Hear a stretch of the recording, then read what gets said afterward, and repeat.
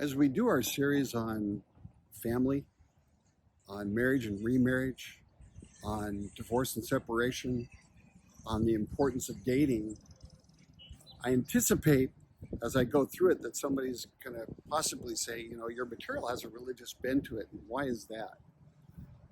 Well, I want to initially say that I tried to limit, I am a Christian, but I tried to limit the amount of just religious quotes and that kind of stuff for the sake of religion, simply because my main concern and my main passion is about marriage and the importance of the family and the importance of like dating correctly and what to do during arguments that are constructive, and when is it time to get out and when is it not time to get out. A lot of the important questions that need to be asked today.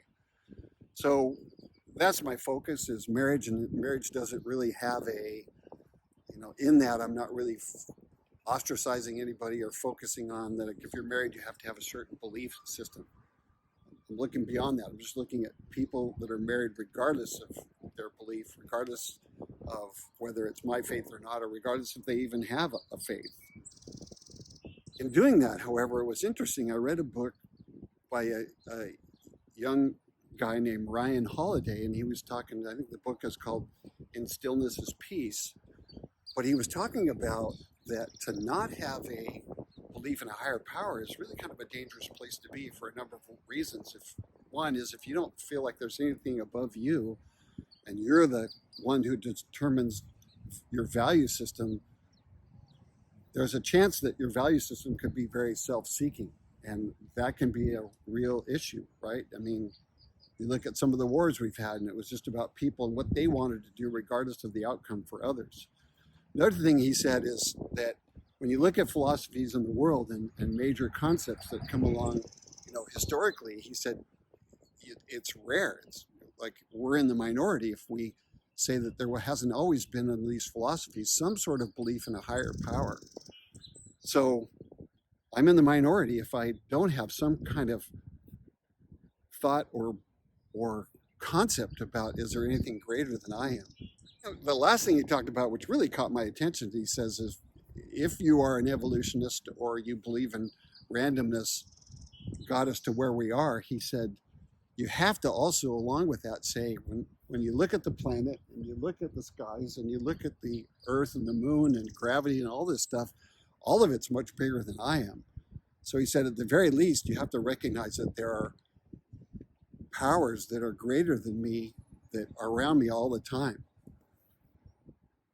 I use that as a step off to say that there's a place in the book of Proverbs where Solomon is talking about wisdom, and it says that wisdom is crying out in the streets.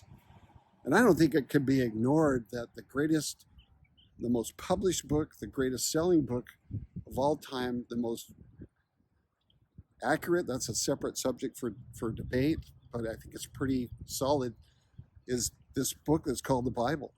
And so when you look at things you're going to study or value systems you're going to look into, I think that it's worth consideration to take a look at the greatest book that was ever written, ever published.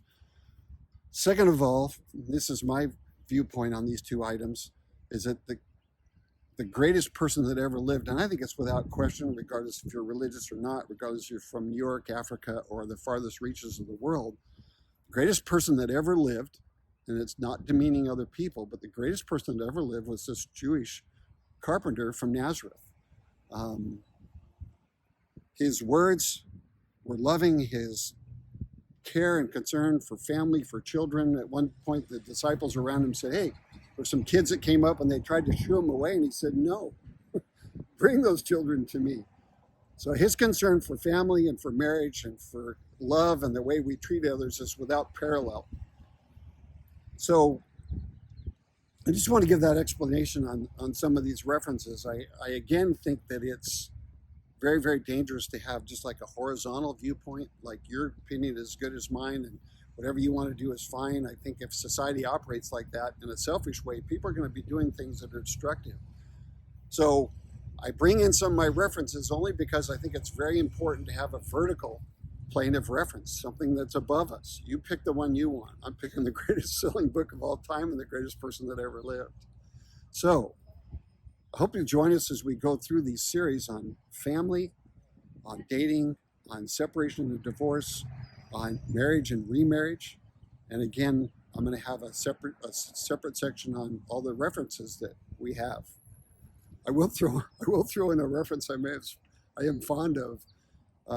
Mark Twain said, "Don't ever miss the opportunity to shut up." I think I'd take that personally. I think it really applies to me sometimes. So, looking forward to having you join us. My name is Ken Conley. I'm the author of a book called The Forgotten Option. Look forward to having you be with us. Thank you.